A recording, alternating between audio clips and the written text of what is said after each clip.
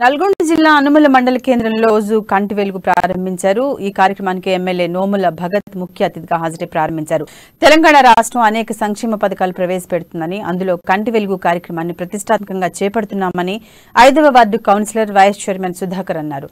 ఈ కార్యక్రమం ద్వారా ప్రజలందరికీ ఉచితంగా కంటి అద్దాలు, మందులు అందిస్తున్నామని, అందరూ సద్వినియోగం చేసుకోవాలని పిలుపునిచ్చారు.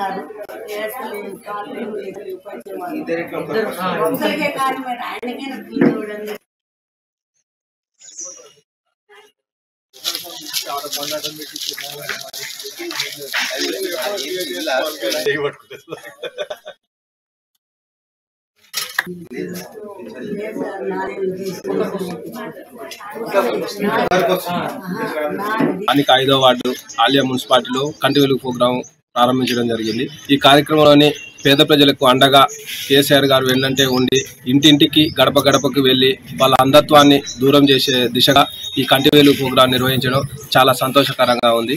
ఈ కార్యక్రమాన్ని ఇంత మంచిగా నిర్వహిస్తున్నటువంటి కేసీఆర్ గారికి, మా ఎమ్మెల్యే నోముల భగత్ గారికి వెన్నంటే ఉండి మా ప్రజలందరం కూడా వెన్నంటే ఉంటామని తెలియజేసుకుంటాం. స్థానిక 5వ వార్డు ఆలియా మున్సిపాలిటీలో కంటి వెలుగు ప్రోగ్రాం ప్రారంభించడం జరిగింది.